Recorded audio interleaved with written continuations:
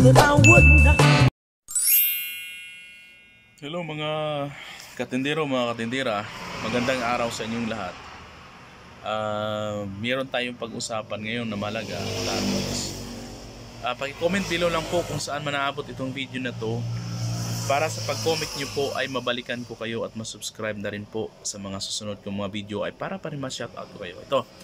Ito yung pinaka-simpleng tips lang talaga na kung idagdag mo to sa negosyo natin, idagdag mo ang item na to sa iyong maliit, tanda natin maliit na sari-sari store lamang, talagang kikita ka ng malaki sa maliit lamang na puhunan. Sa loob, imagine, sa loob lamang ng 3 taon meron ka ng tumataginting na pera na ganito yan. So ito, papakita ko muna ang ating tindahan. Ayan, ito yung sitwasyon ng ating tindahan. Matumal ngayon. Matumal ba yung tawag? Parang normal day lang talaga na mga oras, mga lagpas ng oras ng pamimili ng mga ng ating mga kapitbahay. Ayan, tingnan nyo. Ito. Ayun, ito mga may magsidatingan, mga paisa-isa, dalawa-dalawa. Ayan. So ganito yan.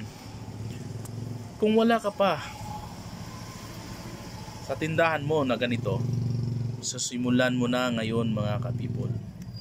Ayan, isa lang idagdag mo. Ayan, palumpalo ka na.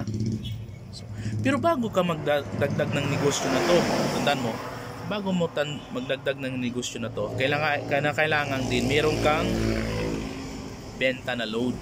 Ayan, may benta ka na load at the same time may cellphone ka na touchscreen. Ayan. Yan, yun lang. Dahil ito ay talagang pinakapatok na negosyo ngayon mga ka-people. Ibulong ko lang ha. GCash.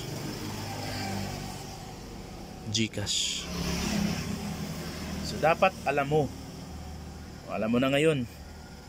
So bakit ang 15K mo maabot yan mga ka-people na tumataginting na 300,000 to 500,000 up sa loob lamang ng 3 taon. Ayan. Tandaan, bye-bye.